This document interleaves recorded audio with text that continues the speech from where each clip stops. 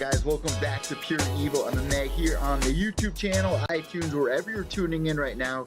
Thank you so much. Make sure you guys hit that subscribe button down below. I am joined today with no other than Steven Ricardi of the Jersey Boys podcast. We're going to be previewing UFC Hamburg. We're going to be talking a little bit about who we're favoring in the fight and give some odds and predictions here. What's going on, Steve? How you doing today, brother? Hey Eddie, how's everything? I'm trying to tweet it out so that we get some more people on here and get some good predictions. But how's everything going with you?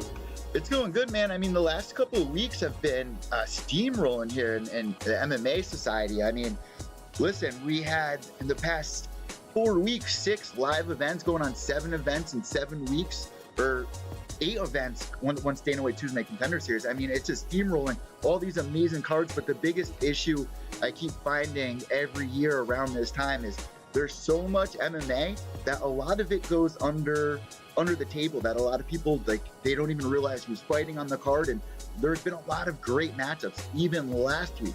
But this week, if you missed last week's action, this week is also a very promising card. I mean, absolutely stacked from top to bottom, a lot of upcoming guys, but also, most importantly, a lot of familiar faces that you'll be like, once me and Steve go through, you're going to be like, wow, I had no idea that this guy was fighting in. Mark Casey being one of them, Glover Teixeira being one of them, Ty Burra, Stefan Struve. I mean, this is an amazing card. Steve, who sticks out the most on this card to you? I think it's one of those things again. Like, are some of these older guys that have been around in their 30s, are they turning into the gatekeepers of the division? Because that's what we've seen over the last few weeks. You know, there's the up and comers, there's the guys that are, you know, top 3, top 4 in each division, and then there's these gatekeepers that, you know, a guy like Corey Anderson, if he can get that win this week, you know what I mean? He's putting himself in a nice position to maybe 1 or 2 more wins, and he could get a title shot. You know, every time he steps up in competition, though, he hasn't really been able to do it. But there's a lot of that kind of stuff going on. You know what I mean? Yeah, there's a shit ton of those fights. I mean, Shogun, who is on this card, and he has like one of the most, he has a nice little fight win streak here in that division, like one of the top guys to have a win streak currently right now. And this guy has been around forever, and he's going to be going up against, you know, the younger guy who's also a veteran and has more fights than Shogun Hua in Lionheart Smith here. And we're going to be breaking it down fight by fight. So I think that's a good spot to start here, Steve, is with that main event. First off, for a fight night card going down all the way over in Hamburg, just a quick heads up to everybody out there, we got some wacky times we're working with here. Yeah, we definitely do. On the East Coast here, I believe the whole card starts at about 9:30 or 10:30 in the morning. I'm not even sure. It's going to be 2 p.m/11 a.m. Eastern Time Pacific. Oh, the main card you're talking? Yeah, the main card. Yeah. Well, I mean, we're supposed to have bad weather around here, so there's no other thing to do than watch some fights, you know? But you're right, Steve. On Fight Pass, just to double check that, it is 10:30 a.m/7:30 a.m. and that's just going to be strictly on Fight Pass. We got 3 fights on there that we're going to get into. FS1 prelims begin at 12 p.m/9 a.m. Eastern Pacific, and then on to FS1 for the main card here. So yeah, man, I mean, these are some weird times, but at the same time, we can't really complain here on the East Coast because we're kind of spoiled with, you know, pretty much every fight card is convenient for us around supper time. Yeah, definitely. There's nothing into it. So let's get right into this card. What do you think about this main event? All right, so obviously in the main event, you have some familiar face with Shogun Hua, like I was just saying, man. Shogun has actually been surprising a lot of people lately, but I feel like he's just slipping by the fights that he's winning. And the guys that he's been fighting should be able to get the win over here. Anthony Smith, coming off the win that he just had against Rashad Evans, really put into place of what you were just saying there. Like, there's a lot of gatekeepers in this division that, you know, at one point were champions, but here it's almost 2020, man. So when is that time going to change for a lot of these guys? And we've been seeing it a lot recently. I think Smith has what it takes to get past Shogun Hua. I think that we're going to see a KO. I mean, people are always putting up the argument, Shogun Hua is a veteran. I mean, Smith has been doing this since freaking Strikeforth in 2013 and has fought some of the best guys that we know in the past, you know, a handful of years. Yeah, I think he has about 42 fights under his belt. And again, he just moved up from 185 to 205, so he's in the light heavyweight. I really like Anthony Smith. I really like this fight because I don't think I don't think Shogun's going to be able to kind of sit back like he's been doing in the last 3 fights. And I mentioned on my podcast too, and I'm just going to repeat something I've been saying. I think Shogun's really managing his career at this point. He's 36 years old. He's taken 1 fight a year. He's had some knee injuries. So he's basically taking that 1 fight a year to prolong his career and maybe make it into his twilight years and still making some good money. But I like this fight to finish early. I like it finishing inside the distance. I don't think Anthony Smith is going to let Shogun sit back on his back foot and just kind of relax at all. You look at the John Vellante fight. It was more of a boxing match. Anthony Smith's going to put pace on him, move forward, make him fight. And again, it could be the reason Anthony Smith gets knocked out, because Shogun obviously can still knock somebody out. Those big right hands, those right hooks. I mean, he can definitely, win a striking match and put some heat on you. But I think Anthony Smith is going to wear him down if it gets into the second round. I think it's really crazy that Shogun Rua hasn't lost a fight in almost 4 years now, going all the way back to OSP, where he was knocked out to a younger line. I mean, OSP has had some hiccups here and there, but another guy that's a young up-and-comer trying to make his way into the top of that division. OSP is a little different of a story because he was an athlete moving over to MMA, and in this case, Lionheart has some pretty similar knockout power there. Dan Henderson knocking out Rua in his last 5 fights, but listen, man, if Shogun Rua gets by him here, I mean, I would be shocked. And 62% of people on Tapology are actually going with Anthony Lionheart Smith. He's only lost 1 fight in his last 5, and that one loss coming to Thiago Santos via body kick. And honestly, like I just said, he's fought some of the big names as well in MMA. So I really don't think it's going to come down to fight IQ. I just think it's going to be coming down to, how does that first round go? I think once we see the first minute of that fight, we'll address how the rest of the fight will play out. What Shogun is going to be showing up here is the question. Yeah, and I think you can even use that Thiago Santos fight as a nice little preview into what you're going to see here. With that Santos fight, Anthony Smith really just came forward. I think Anthony Smith probably won that first round, but he forced Santos to fight. He didn't let Santos get comfortable. Anthony Smith pushed the pace. I think you're going to see a similar thing here. So, like I said, 62% of people on Tapology are going for it, but I'm not sure of the odds. Do you know what the odds are looking like in that fight? I'm sure Anthony Smith is probably the favorite here. Yeah, Anthony Smith is the favorite. The odds were down. Earlier in the week, Anthony Smith was minus 240, which the odds were pretty wide I just didn't anticipate that. But right now, Anthony Smith, I believe, is minus 200, and Rua is plus 165 at the moment. But they've been changing. It's been moving in Rua's favor. I do have to address something really quick before we move on with the podcast. So week to week, you guys know that I do my giveaways on the UFC Pick'em application. I addressed it in a video down below here on YouTube, iTunes, Podbean, and you guys can check that out where I kind of went off. But it's a sad reality, and we're going to have to accept that UFC Pick'em is leaving after UFC 227. So we're going to be probably moving over to Tapology.com. I will make an official announcement, but I am very upset about that movement here. But we will be making picks and doing our giveaway for this week's contest in case anybody out there is still playing along with us, even though they're upset. And Steve, you're actually a part of that group, and you've come in first place throughout the year a bunch of times here. So guys, definitely give him a follow on Twitter at SHPPIRATE12, and you can check out his podcast and predictions as well, and also live tweet during the fight. So let's move on. We got our co-main event here, which is another really exciting one that no one's talking about.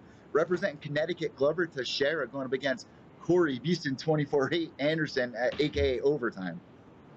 Yeah, Corey's a Jersey guy. He grew up in Robbinsville. Wrestler. I was actually at cage side for UFC Atlantic City. I had media credentials for that. Watched him put a beating on Patrick Cummings. We all love Corey in Jersey. The issue with Corey that I see is every time he stepped up in competition, he struggled. He's lost to Shogun by decision. Jimmy Manua, I believe it was about a year and a half ago, maybe 2 years ago at this point, knocked him out over in England. And OSP, he was beating OSP 2 rounds using his wrestling, high volume striking. He really goes after it and pushes pace. But again, OSP was able to connect with a left high kick and knocked him out. So he's been knocked out twice in the last 16 months or so. And it's a little worrisome because, again, are there chin issues there? And you know that Glover, if you go back to the fight with Glover and Gustafsson caught him in the fourth round with a series of uppercuts. I don't even know how Glover stayed on his feet. But when you look at those earlier rounds, Glover really put combinations on him. He really went after him. Gustafsson was running all over the ring. Glover kind of tired out. And if you go to Glover's next fight against Serkinov, he really looked slow early in that fight. He never got his hands going in that fight. So again, he was able to grapple Serkinov down, rear naked choke attempt, and basically was able to mount him for the finish. But I'm a little concerned about Glover's hands. I think Anderson can really push the pace, and then if it becomes a wrestling match, Anderson could squeak out a decision here. I think this is going to go the distance, though. Eddie, what do you think? This is another fight where it's like this guy should win to kind of move forward the sport of mixed martial arts in many ways. But Glover Teixeira, another guy just like Shogun, he's squeezing by these younger guys who are given the chance to really get the biggest win of their career. Corey Anderson has also been given that position a couple of times going into the Jimmy Manuwa fight, where that was a huge fight. He suffered the KO there, very brutal knockout going on the highlight reel clip for Jimmy Manuwa for sure. And that does send concern for me as well. I mean, when the guys get knocked out like that, it comes down to recovery. How well are they going to recover? And then, boom, he gets knocked out again in his fight after that, which was, I believe, OSB. Is that what the fight was after? So there you go. 2 knockouts back to back. Where is this guy right now in his head? I mean, in his last 5 fights, I think he's lost 3, 1, 2. Let me just double check that. Yeah, no, you're right. He's 2 and 3 in his last 5. He is. And beating Sean O'Connell by KO, that was impressive. But suffering 2 losses after that. But then again, you have to remember he's coming off a win, which gives him a little bit more confidence. You look at guys that get knocked out, and you can compare it to what recently happened to Francis Ngannou, where they kind of get this PTSD. Look at Rashad Evans. He kind of has PTSD where he's not pulling the trigger. Is this going to happen to Corey Anderson in this fight? We don't know. But if he gets a win, it will be another huge win for this division, for younger guys trying to make a name for themselves against former title contenders. I believe Glover Teixeira, even though you guys might think I'm a little biased here coming from Connecticut, I think Glover Teixeira has a fair shot of beating Corey Anderson because I don't want to say fight IQ or anything like that, but you see Corey Anderson make small mistakes that guys capitalize on. Yeah, I totally agree. That's really what this fight comes down to. I think Corey Anderson can put a pace on to win a decision. I don't know if he can knock him out, but I think if he makes a mistake, Glover can definitely capitalize. And looking at Glover, man, he's hot and cold lately. In his last 5 fights, he's also 3-2. But he's coming off a ground and pound TKO over Misha Serkinov 6 months ago. Before that, his last fight was to a very tough opponent, like you were saying, Alexander Gustafsson. He wasn't doing horrible in that fight, but man, he was eating a lot of uppercuts. I'm interested to see if Corey Anderson going to pick up on that and try to squeeze into that hole, just like Gustafsson did. I mean, I was shocked to see how many times the uppercut was able to get through on Glover. I was literally shocked because it was just like it was like watching a video game in a way. Yeah, in that 4th round, if you want to watch a round, watch the 4th round of the Gustafsson Teixeira fight. The pounding that Teixeira took was, I mean, it was amazing that he stayed on his feet as long as he did. He took some shots. And then again, I think that carried over into that Serkinov fight, because you watch that first round of the Serkinov fight, and it was a quick fight. But Glover never got his hands going in that fight. He had to resort to grappling because Serkinov was just faster than him on the feet. So that's what concerns me about Glover right here. Corey Anderson's an amazing wrestler. He's beaten some pretty big names. He's been along with the UFC for years, since the Ultimate Fighter, going back to 2014. And, man, he's had a lot of fights so far. I don't know where my pick is going to be going. I think I'm leaning more towards Corey Anderson, obviously, because that's the direction I would like this, to head. And I don't want anything wrong against Glover Teixeira. Of course, I'm going to be rooting for him. But if I had to put money on it, I would be putting money on Corey Anderson. 82% of you guys out there are disagreeing, though, on Tapology. 82% are going with Glover Teixeira by KO. 18% with Corey Anderson. What are your thoughts on that? I was pretty surprised when I saw that, actually. Pretty far lean there. I think the issue is 2 things. I think people worry about Corey Anderson's chin. I think that's the first thing. And Glover can definitely, from what we've seen, he can definitely get after him in that department. And then the other thing is, I opened up here, every time Anderson's stepped up in competition and has really challenged himself, he's lost a fight. He's lost to Shogun, he's lost to Manuel, he's lost to OSP. Those are guys that are basically ranked ahead of him, that everyone would basically say they are better fighters. He beats the guys like Patrick Cummings, a one-dimensional fighter. Those are the kind of fights that he's been winning. So again, how comfortable is Corey Anderson with the share of striking? That's what we're going to find out tomorrow. Let us know what you guys think about this. You can tweet me at evil_echo. That's EVIL_ECCO. And you can also text Steve at SHPPIRATE. And I'll be live tweeting throughout the night. I always love doing that. And it's going to be kind of weird because, like I said, such weird hours. So we might get some silly tweets in there. I wouldn't be surprised. Let's move forward here, though. A fight that really is going under the radar. Not many people are that familiar if you're not a diehard fan here. But we got two competitors going up. We got Vitor Miranda against Abu Azaitar. And going into this fight, man, both of these guys are, I don't know where I'd really put it, but Abu Azaitar is somebody that I'd really want you guys to keep your eye on here. He's making his debut, coming over from World Series of Fighting. It's been a minute. He's over in the welterweight division, and he can get a win over Vitor Miranda, who's on a 2-fight losing streak right now, coming off a loss to Chris Camozzi and also a loss to Marvin Vettori. This is a huge fight for Vitor Miranda. I wouldn't be surprised if he loses this. They might be giving him that pink slip, and he's going to get put to the test against Abu Azaitar. So what are your thoughts here on this one, Steve? Yeah, it's really tough because when someone's coming from another organization, if they don't dominate in that organization, it's tough to kind of see. And again, even at that, Azaitar was able to find a fight against Anthony Aaron in the World Series of Fighting, but it was 20 months ago. He hasn't fought in 20 months.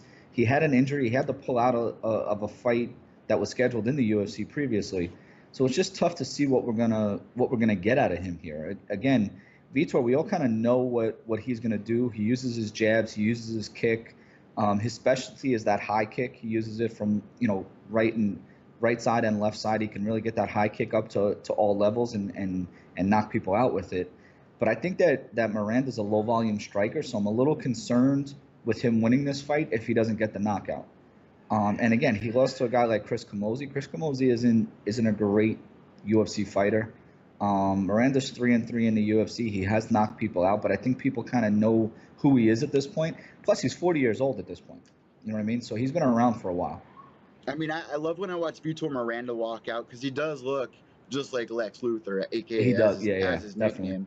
So moving forward, what is your prediction on that one? I think I'm going to be going with, I would like, Miranda not to get fired from the UFC. I'll never root for a guy to get fired, but there's a lot of weight on this guy's shoulder right now, and I'm really interested to see Abu get in there. I'm going to take Abu. He's 13-1 right now, and if he can make a big splash, I think this is a good welcome in fight for him. And let me just say this really quick. 76% of Tapology will also agree. 24% going with Miranda, 76% with Abu. What are your thoughts? I agree with you. I'm going to go with Abu too. I think this is going to be a decision fight. I think Miranda's going to fight cautiously. I think he's going to look for that high kick to land and maybe try to get that knockout. But because of his low volume, I just don't see him winning a decision. So I like Abu. He kind of fights in flurries a little bit, wide hooks. His leg kicks are heavy, but I think he's going to do enough damage against Miranda. The next fight moving forward, two more veterans in the game. One really on kind of a cold streak here. I mean, Stefan Struve going up against Marcin Tybura. Weird thing about Stefan Struve, right now he's currently on a 2-fight losing streak. He's never in his entire career been on more than a 2-fight win streak. This could be the coming of age for Stefan Struve if he doesn't win this fight here. Marcin Tybura, he's giving another opportunity, a really big opportunity, who's also coming off of a 2-fight losing streak in his last loss against Derek Lewis, where he was winning that fight up until that big ground and pound finish, and then the fight against Fabricio Verdum. And here you got Stefan Struve in there. I think UFC's really doing him a favor if he can get a win, but at the same time, I get a little nervous because he's losing against these veterans right now. So let's give him another veteran. Is that a good choice for him? I don't know. What are your thoughts here? I think this is a difficult fight. I'm on record as saying I just don't know what to do with Stefan Struve. He's got some intangibles like his size. He's 6'11". He's got an 84.5-inch reach. Conventional wisdom would be use that size to your advantage, fight behind your jab. And if you watch him on film, he just doesn't fight behind his jab.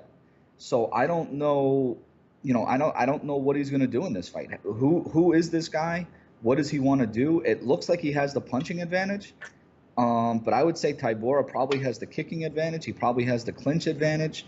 He's going to be better in takedowns. I mean, Andrei Arlovski was able to trip Struve down to the mat 3 times in the first round.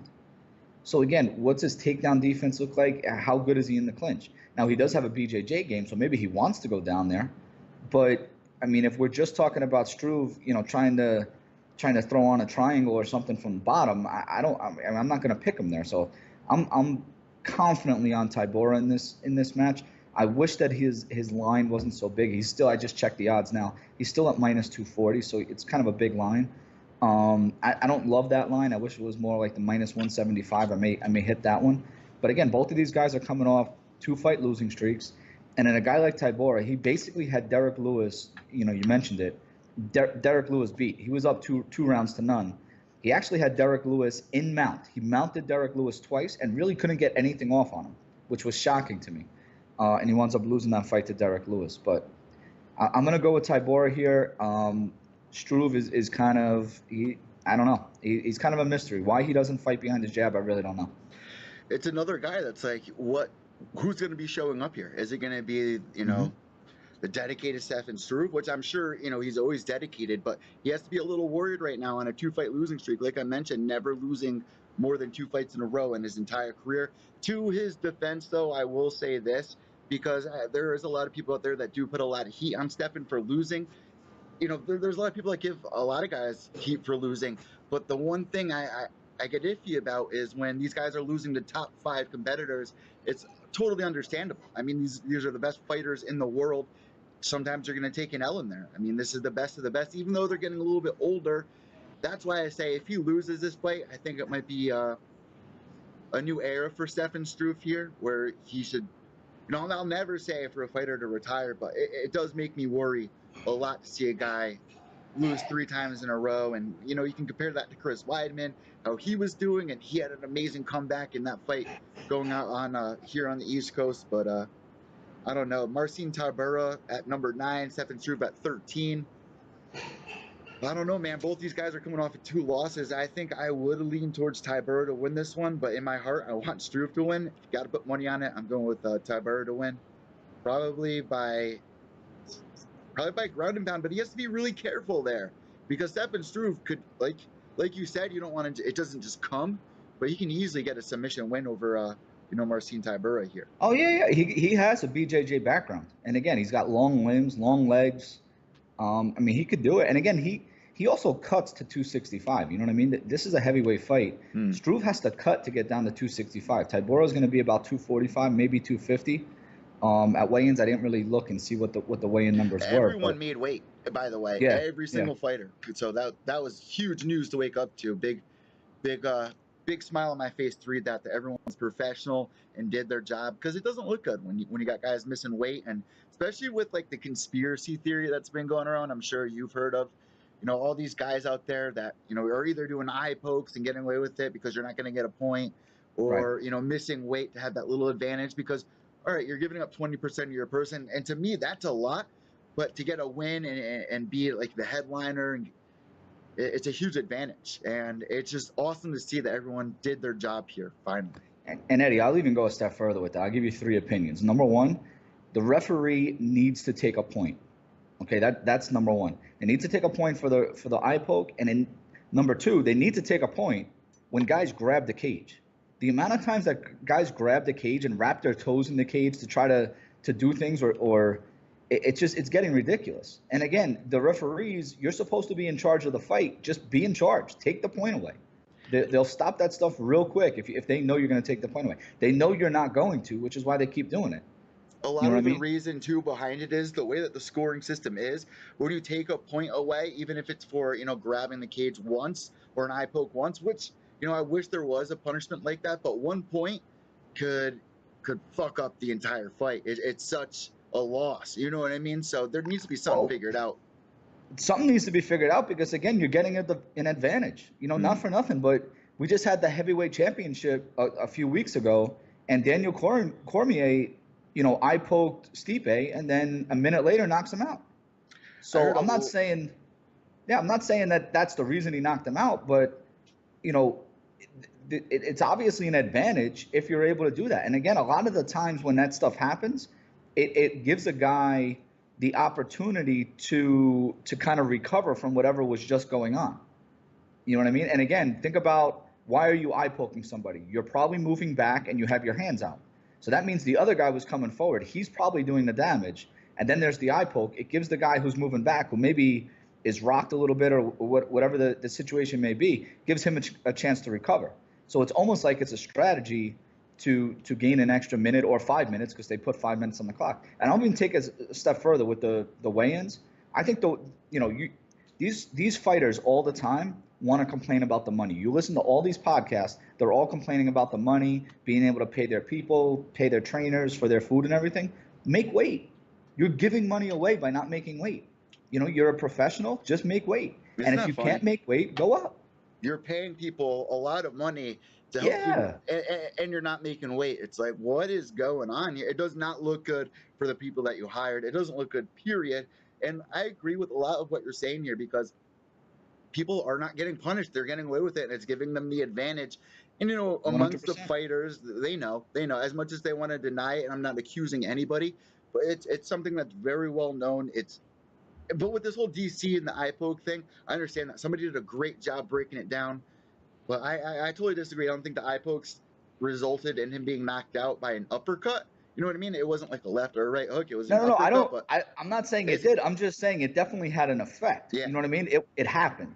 And again, whether DC wins that by decision or not, he knocked him out. So it's here nor there. But there was an eye poke. It did affect the fight. It was weird seeing whoever did this breakdown. I really wish, because they deserve a shout out here. It wasn't Kobe, but they showed a lot of images of DC with his fingers extended a lot throughout, that first round. There was times where it was like, was that a fucking Nate Diaz Stockton slap or what's going on here? So I do understand the raise for concern. I just disagree with, that wasn't the reason he got knocked out, because it was with an uppercut.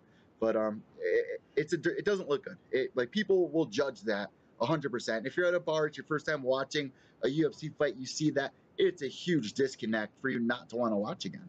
Yeah. Even the bad judging and stuff like that, something that needs to be figured out. So this is why I celebrated all morning that everyone made weight, because it evens the playing field.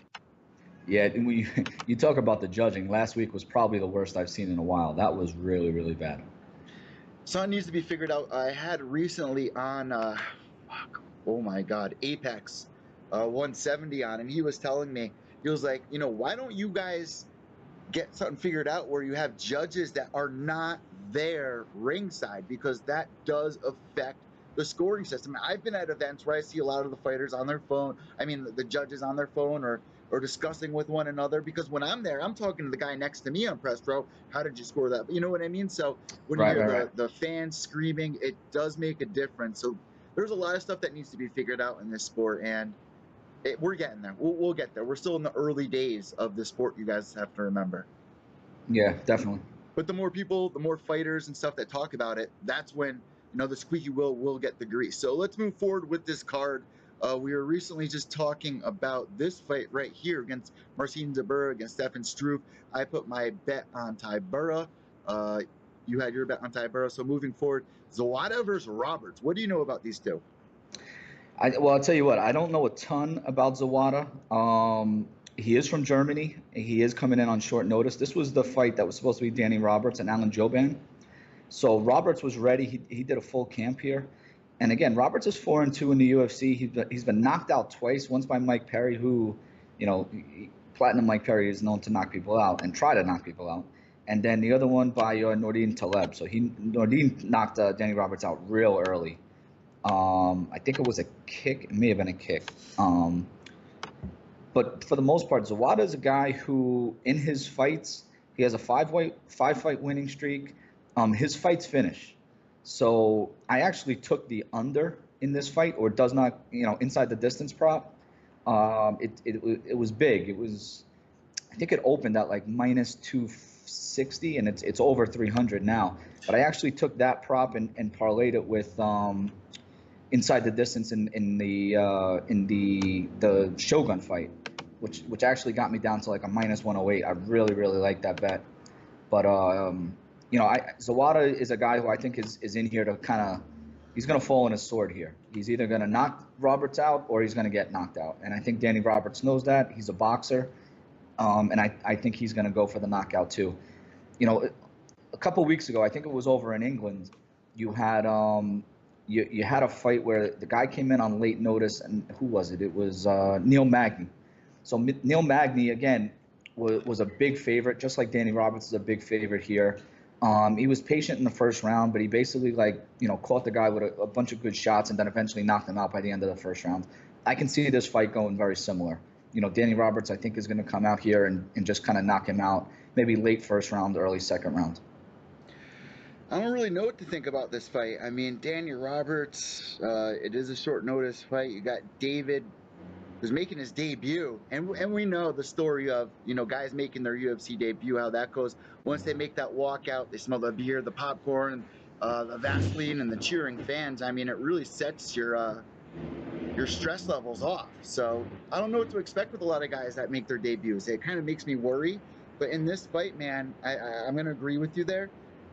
However, what are the odds? What did you say the odds were? Danny Roberts is minus 365. David Zawada is plus 305. Eddie, let me tell you something about a fight that I watched with Zawada. Okay. He fought Michael Mikowski in March of 2018. Okay? Mikowski knocked his mouthpiece out twice in the first round. Zawada's mouthpiece was on the ground twice in the first round. Like, he was finished. He was done. If he gets finished in that fight, he never gets this fight. All right? He was able to basically, I think what basically happened is Mikowski kind of slipped. He got down to the ground. He was able to grab his back, and Zawada, snapped in a rear naked choke. Like, this guy was literally almost knocked out in March. If you watch the fight, it's on YouTube. It was KSK 43. Yeah. KSW 43. I'm sorry. I mean, the guy, he got his mouthpiece knocked out twice. How often do you see mouthpieces get knocked out? Usually it's because a guy gets rocked. So again, this guy got rocked in the first round. If Danny Roberts rocks him, I think he gets for the finish. I don't think he makes it out of the first round. And you know what? Hot chocolate, Danny Roberts, he's been pretty hot and cold. Of his last 5 fights, he's 3-2. David Zawada, man, he's on a killing streak right now. 16-3 record. His last 5 fights, he's won every single one of them. This is a very interesting matchup. And like I said, I don't know much about these guys, but I love when you see these fresh new faces come in, and you can only hope that they're going to make a big impact here. But the way that Tapology has it, 70% are going with Roberts, 30% with Zawada, and I think a big reason being not much is known about Zawada yet. So let's see what he can do here, which is a perfect little segue to move forward into the fight following against, in my book, wasn't it? Hold on a second, because this is all mixed up here. It looks. So I got UFC.com. Yeah, UFC.com has Diakese. Yeah. But Tapology does not. I think they flip-flopped the fight for some reason, which is a little weird. I don't know why they did that. Right? After Robert Zawada, it should go into Diakese, correct? Yeah, I have Diakese. I mean, we could go either way. That starts off the main card, correct? Diakese? I think so. Because that's the way the UFC has it, but Tapology again and UFC Pick'em Map both all different. So I'll have to double check that. But the way that UFC.com has it, starting off this main card, we have Mark Diakese, who's coming in here on a 2-fight losing streak, which is so weird because we look back. This is a guy, kind of reminds me of, in the same era that Lando Venata was coming up, where he puts on an amazing performance, picks up all this steam. You got all these fans, following him now and want to know what he's up to. He's on Ariel's show the next day after his big win. You have everyone just really yesing him to death, saying you're the next big thing, and then boom, he's on a 2-fight losing streak, and that momentum is very hard to pick back up. Yeah, and I think this is a tough fight for him. I do like Diakese here. Right? Yeah, and again, he fights out of Hamburg, Germany, so he's a local guy. He trains with Zaraz Zahabi over at TriStar. So Hakparas is he's legit. I mean, he is 0-1 in the UFC. He lost to Marcin Held. Who's Held another was wrestler. 0-3. Yeah. Yeah, he's a subspecialist wrestler. So it's difficult. I think Diakisi can use his wrestling, but again, I think he falls in love with his athleticism, and he wants that highlight knockout. And not for nothing, yeah, Diakisi's coming off a two fight losing streak, but he looked pretty good against Dan Hooker in those first 2 rounds. I kind of had it, 1-1 in terms of rounds. Diakisi 1-1 and Hooker 1-1, and we all kind of know what Hooker is at this point. And Hooker was able to get him in that third round. No idea why Diakisi shot a takedown in that third round, but Hooker was able to lock in that sub. But again, even against Drakkar Klose, he kind of got out wrestled. It's kind of why he won. He was taken down 3 times by Klose, and Klose was able to win that fight. So, Diakisi needs to mix it up a little bit, but I think he's very motivated here. But this is a very dangerous fight. I think the odds are right where they need to be. Well, first off, what are the odds? Diakisi's minus 165, and Hagparast is plus 145. And again, I think that's where it needs to be. Diakisi has more experience. He's got a couple wins in the UFC. Hagparast is 0-1 in the UFC, but this is a tough fight. Listen, here's the thing, though. Like I was just saying, he's another one of these guys where the UFC tried to give him a chance, and the competition was just too much for him. I mean, the last 2 fights that he lost were against some pretty tough opponents. Drakkar Klose, who was 7-0-1 at the time, and then you have Daniel Hooker, who I was surprised because coming off that loss there, all right, maybe he can get back on track if he beats Dan Hooker. But Dan Hooker, guys, I mean, that guy has been hungry lately, and not the kind of guy that you want to go up against where you think you're just going to go in there, get the win, and walk away. He's going to put on a tough fight, and he did good in that fight, but he ended up losing to a guillotine choke in the 3rd round, right? Yeah, it was in 3rd. But this is a fight that probably should have happened before he got moved up in competition. A guy like Nasrat would have been perfect after that big win against Tamu Pakalan. I mean, how do you go from beating Lukas Sajewski, then Frankie Perez, then Tamu Pakalan, and then all the way up to Drakkar Klose and freaking Daniel Hooker? That's a big jump in competition. Yeah, and I think they kind of mismanaged him a little bit. I think he wasn't ready for that. But I think this is a fight where he can get his feet back on solid ground with the UFC and get some confidence. Again, I'm going to pick Diakisi, but I think it's a tough fight. Hagparast is tough. He's got the right training. Again, Firas Zahabi at TriStar, I mean, he's one of the best in the business. So, and again, this guy is going to have the local crowd with him. He's from Hamburg, Germany.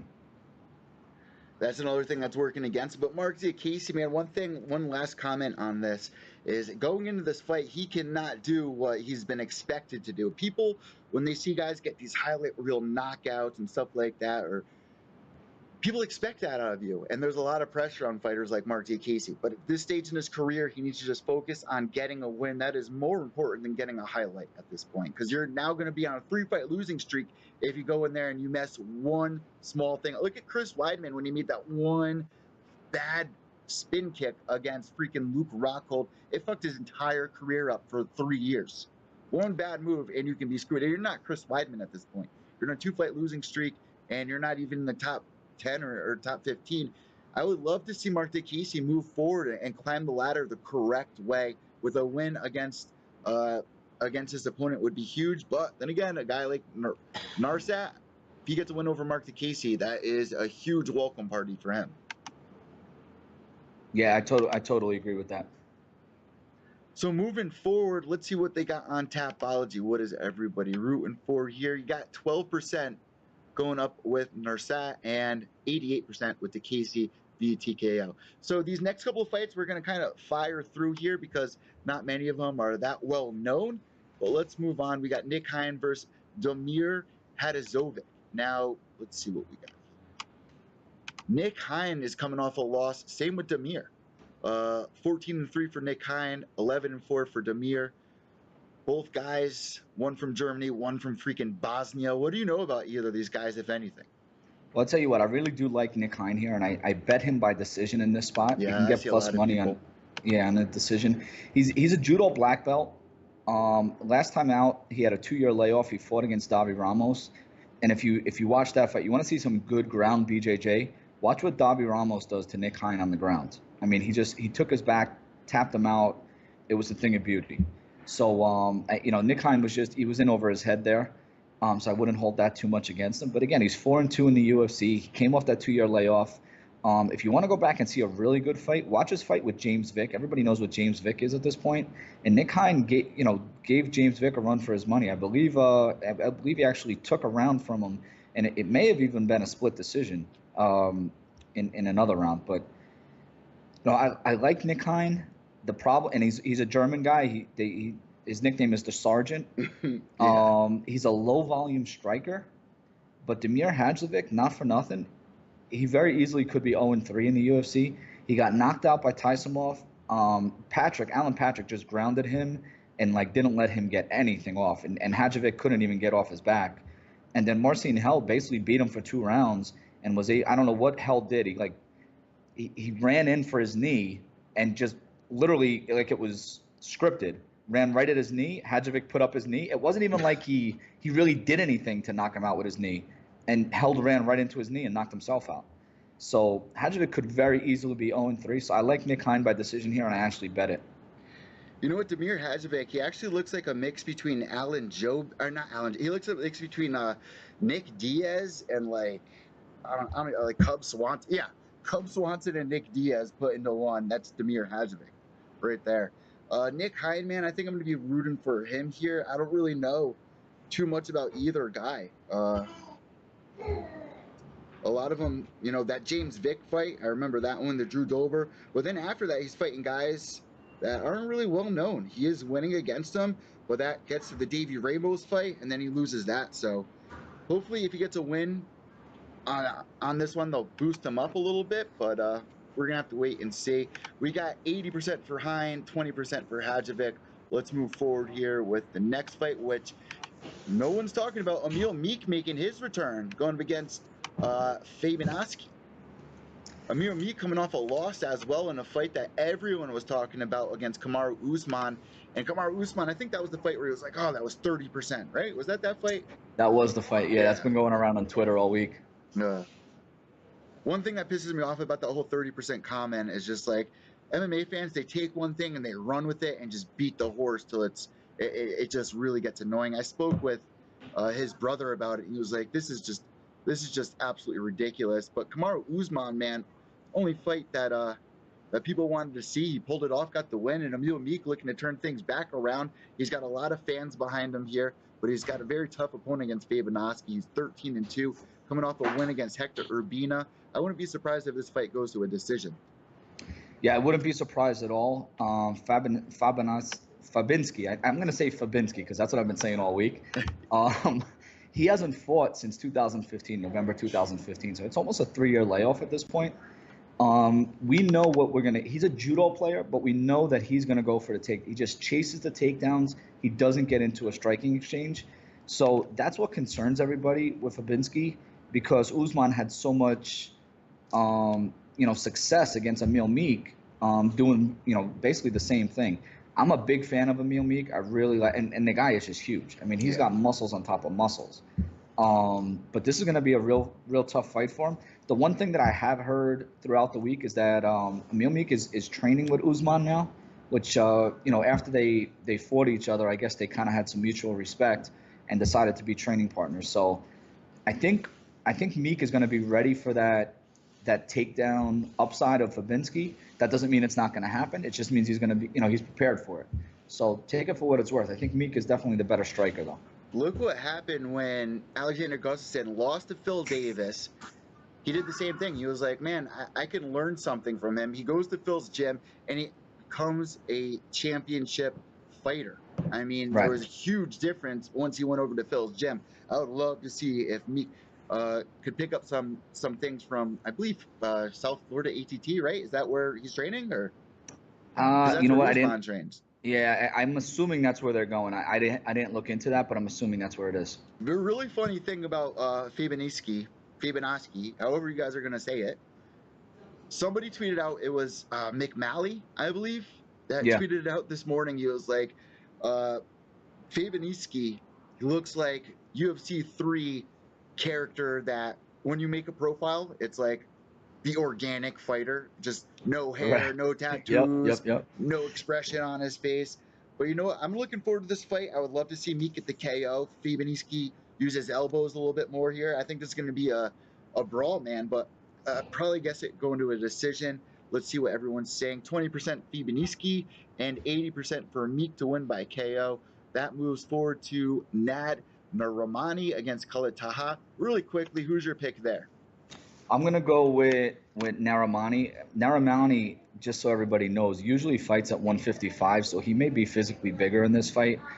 Taha has fought at 135, but this fight is going to be all action.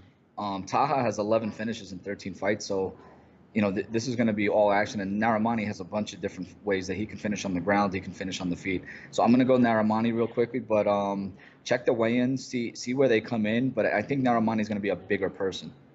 Well, listen, both these guys are making their UFC debut, so that kind of evens the playing field out. It's not like they're going to be going in there and being like, this guy's a veteran. And, even people are like, what does that really have to do with it? It has a lot with a fighter's psyche. That is the most important part that needs to be fine-tuned as you walk into the octagon here. So I kind of like that they're getting the chance here, and they're both making their debut. They can make a big splash. Both guys, have, uh, you know, Taha 12-1, Naramani 10-2. This should be a fun fight. 80% of you guys out there are going for Naramini and 20% for Taha, most likely by decision. Let's move forward to Justin Ledet against Alexander Rekic. People don't really understand. I mean, Justin Ledet, he's been making a pretty big splash, but very quietly inside the UFC, 9-0. And listen, his last fight, guys might argue that it went to decision, but Azu, man, is a very tough guy. I watched that guy before he was in the UFC fight some very tough competition, like Sean Teed. He's, Justin Ledet beating Mark Godbeer. I mean, these are some tough guys. Chase Sherman, and I don't think he's getting the respect deserved from the big wins. And I honestly think, to fight another guy that's not even ranked is kind of a slap in the face. What are your thoughts here on this fight with Justin Ledet? Well, I'll put it this way. You're saying exactly what I was thinking, because Justin Ledet is minus 125, and I put a bet on that. I really like Justin Ledet here. Again, I was a Division II college basketball player. He was a Division II college basketball, played down at Texas A&M Kingsville. So, when you're a basketball player, usually you have quick hands, you have good feet.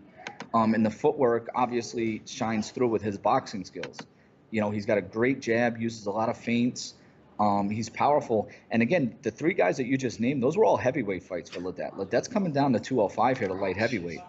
A couple of the things that went on in his life over the past year, he actually had a tainted multivitamin that actually got him a 4-month suspension.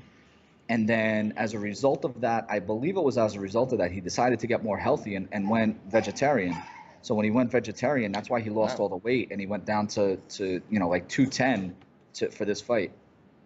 I like stories like that. You know what? Sean O'Malley did kind of the same thing. He said as soon as he did that, he made a lot of adjustments, but the meat, a lot of fighters they miss the meat because it makes you feel a little bit more stronger.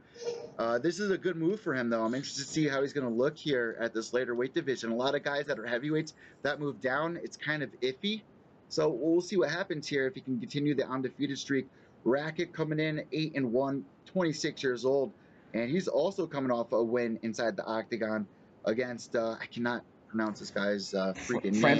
It's actually Francimar Barroso, who actually just fought on PFL on Thursday night. Francimar. Wow. Yeah, and Francimar, he's in the PFL now. I actually saw him. I covered the event because it was over in New York City. He was the first fight. He was the opening fight on PFL 1 on Facebook. So that tells you what he was I believe he was the 16th seed fighting the number 1 seed on the first fight in PFL. So it's not like, Rakic has one win against him and everybody thinks that Rakic, I mean, don't get me wrong, Rakic could win this fight. I could be totally wrong. But he beat a low-level UFC fighter who's not in the UFC anymore and now is in PFL. And PFL didn't even rank him high. Jesus. Wow. So that's a narrative for you if you like narratives. So 74% are going with Ledet and 26% for Rakic. But most of you guys out there are going to think that this is going to be going to a decision. How do you feel? You think Ledet can get the KO? Do you think he can get because I'm going with Ledet. But you know what? A lot of these fights, he's either getting a decision, submission. I wouldn't mind getting a submission for Justin Ledet here, but how prone to submissions is Rakik? I mean, how many fights has he lost? Only one. How did he Yeah, lose that fight? I don't have it in front of me, Eddie. I'm not really sure. What I can tell you is that Justin Ledet is a BJJ blue belt, I believe. He actually just posted something on his Instagram page the other day, a little training video and everything. He does have a couple submissions, but he doesn't really look for takedowns, which is why in the UFC he only has one takedown in 3 fights. So I'm pretty sure he's going to box. He's going to use that jab, jab, right cross. That's basically what he goes to. I think he has more tools, that he can go to if he needs them. I just think in this point in the UFC, he hasn't needed them. He just fights very. He's not a typical UFC fighter where Dana White wants everybody to knock everyone out. That's not. He just wants to win. You know what I mean? And I think he fights behind the jab because he knows that the other guy just can't deal with his jab. He also has an 80-inch reach. Absolutely ridiculous, man. And he's a guy that's coming into his own too here. Like you were just saying, he's really good with BJJ, but he's coming in and discovering that he's got power and he's got, other skills outside of, his ground game. So let's move forward to our next fight here. Another one that I'm really excited for, which I'm kind of upset that it's so far down below, but it's going to be headlining the UFC prelims on UFC Fight Pass. We got Manny Bermudez, who's fighting right out here from our area, going up against Davey Grant. Now, Davey Grant, I was a huge fan of Davey when he was on The Ultimate Fighter with Ronda Rousey. I mean, he was just such a kind of a goofball, but like a good, warm-hearted, genuine guy. I'll never forget him, like, just being silly on the show and missing his children and showing Ronda's mom, like all the photos. And you wanted to root for him. I mean, he made it all the way to the finale going up against Chris Holdsworth. And I was like, oh my God, this is an amazing finale. And he showed up. He looked great until the fight started. Chris Holdsworth get the win. Ever since then, Davey Grant not getting any love. And I tell you what, Davey Grant isn't getting love here. When I saw this line originally, when I wrote it down, it was minus 240. I just checked the phone, best fight odds, and it's minus 280. So Manny Bermudez is a big favorite here. And again, when you look at Davey Grant, he's 5-2 in the UFC. The 2 losses are by sub. And Manny Bermudez is 12-0, 9 wins by sub. So everyone sees that purple belt BJJ guy coming in. Once he gets it to the ground, he kind of moves fluidly from one submission attempt to the other. Bermudez is young. He's 23 years old. Davey Grant's going to have the striking advantage, but I like Bermudez here to get the sub. Listen, a lot of people don't realize this, but this season, Ultimate Fighter, Joe Giannetti going in there, getting submission wins in 6-7 seconds, making it to the Ultimate Fighter finale. Even Luis Pena giving him a shout out when he got the submission win over Ricky Smolin. These guys train at the same gym, South Shore Sports Fighting, out in your way, right? Out in Jersey. No, I think they're in Boston. They're in Boston. Yeah. Excuse me, out in Massachusetts. But you know what? I would love to see Manny Bermudez go in there, get a submission win. I mean, his last fight, he got one against Albert Morales, a very tough opponent, in the submission win via triangle. Before that, beating Seth Baszler at Cage Titans via triangle choke. Before that, win against Bendy Casimir via triangle choke. Before that, a win over Tony Gravely via submission armbar. I mean, come on. There's no way this fight, if it's going to end, is not going to end via submission. But 92% of you guys think it's going to be going the distance, winning for Manny Bermudez. But Davey Grant is going to be showing up, looking to get a win because he is coming off a loss here. He's been hot and cold. What are you picking here? Yeah, no, I'm going to go Bermudez. Bermudez is my pick by sub. I'll tell you one thing, though. If you want to go back to that fight you just mentioned, the Albert Morales fight, watch the first 10 seconds of that fight. Basically, Morales comes in. They meet at the center of the octagon. Morales hits him right in the face. I mean, right on the chin, and he was rocked. So Bermudez had to jump to the ankles for that takedown.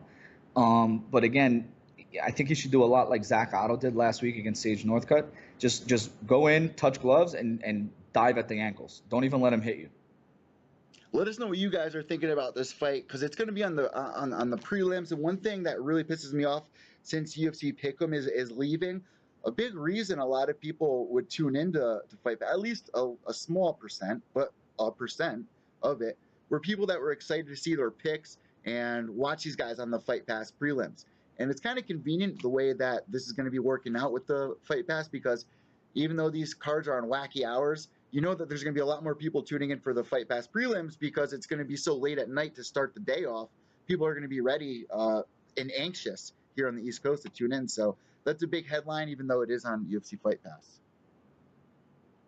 So moving forward, we got Jeremy Kimball, the last 2 fights going up against a name I fucking love. I would love to name my child this, Darko Stasic. That is such an evil name right there, Darko. I love that. And he even looks the part too here. But really quickly, let's give our predictions here. You got Darko 12-1 going up against Jeremy Kimball, who's 15-7, kind of been hot and cold, but he goes in there looking for the knockout a lot. I mean, even though he's been knocked out a few times in his last fight, losing against Dominic Hayes via rear naked choke, he's going to show up. He's going to look for that KO. Darko, not very familiar with him, but he also has a couple of KOs his way. What do you think about this fight? Where are you leaning? And what are the odds?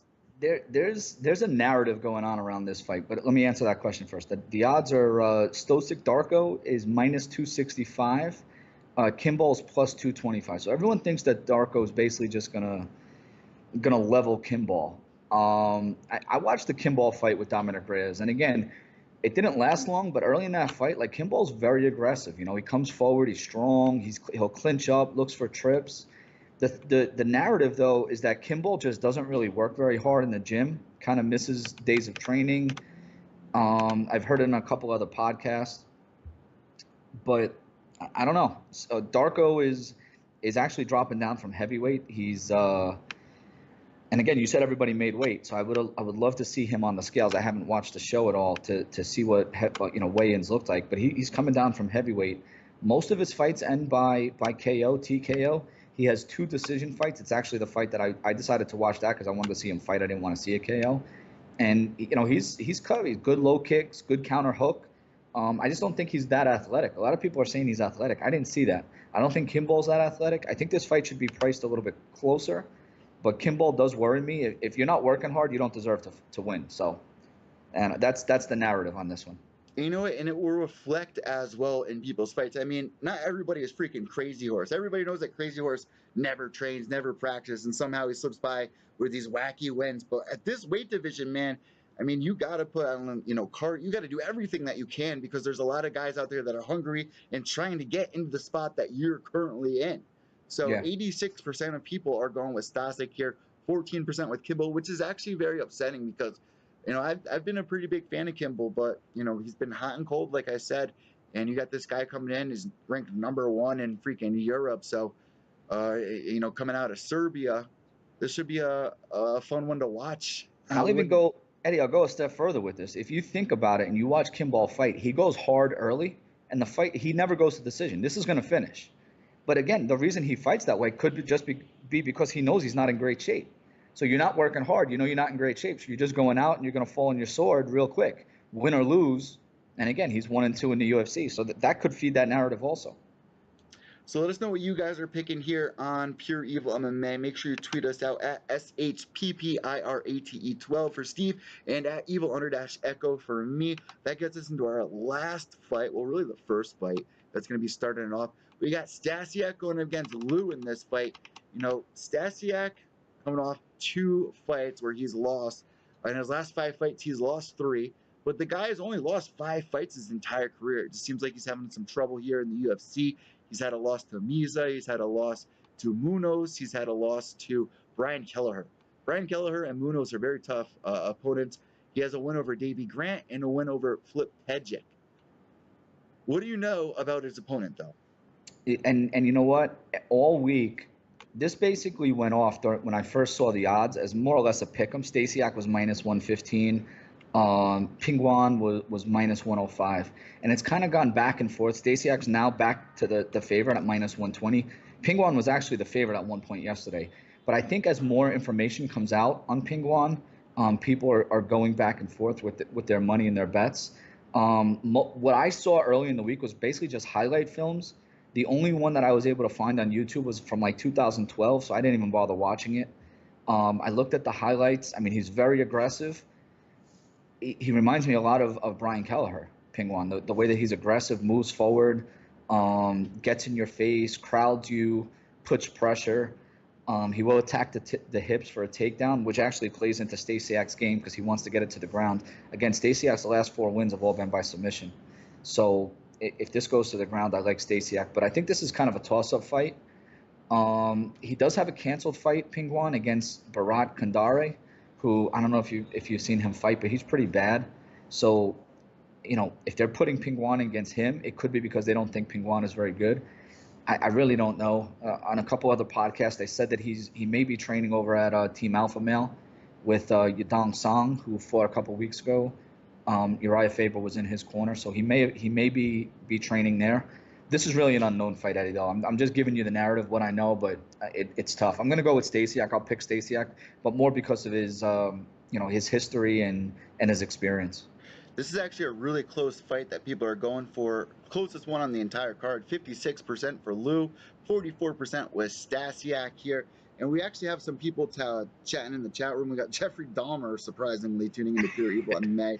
But he was just saying, there's some British beef again with Davey and Bermudez there. He's taken Davey the dog by KO in the second round and then adds Bermudez is just as poor with his striking and wrestling as Davey is with the subs. This is a sleeper for Fight of the Year, this one. Obviously being a little sarcastic there. But honestly, I think that's a great fight to have on Fight Pass. Getting back to the fight that we're talking about here, I'm going to agree with you. I'm going to go with Stasiak as well. Probably, going to get the pink slip if he does not win this fight, though, unfortunately. Yeah, and you know what? Deservedly so. If you lose 3 in a row, they're not going to keep you around. You haven't won enough to win. He's 2-3 right now, but he's coming off of two straight losses. And again, his last time out, he got knocked out by Kelleher. So, guys, that wraps it up for the predictions here. I hope you really enjoyed what we had to share here. Steve shared a lot of really in-depth information, especially when we're going deep about the whole weight cutting issue. I love, getting to the hot spice of it all. So, guys, make sure you follow him on his podcast that you guys do, once every week, twice a week? How often does the Jersey Boys go? Right now, we're breaking down every card on DraftKings. And again, I want to have you on to break down a card on my podcast also. We've been going once a week with that, and then we're trying to get out to events. We're looking for a sponsor right now because everything's so expensive, and we don't have the best equipment right now. So we want to cover a lot of the local events in New York and New Jersey because I'm in Jersey myself. So yeah, once a week you can definitely come in to check the DraftKings breakdown. I watch a lot of film, so if you don't watch a lot of film and you just want to kind of get a brief overview of what's going on, I can definitely help you out in that aspect. Listen, that's something I really want to touch on with you really quick. Since you watch a lot of film, you do your research. Obviously, you've proven that with your picks and coming in first here for Pure Evil MMA Pick'em. This whole change with ESPN Plus and UFC Fight Pass. There's rumors that you're gonna have to be paying $25 a month for this package. How does that make you feel? I tell you what, I saw you. I watched your episode when you talked about Pick'em. I didn't chime in earlier, but I did watch that. And I think I was tagged on the conversation about the $25 a month. I haven't seen that yet. I'm worried if it is $25 a month. I mean, I'm going to be honest with you, I'm going to pay it.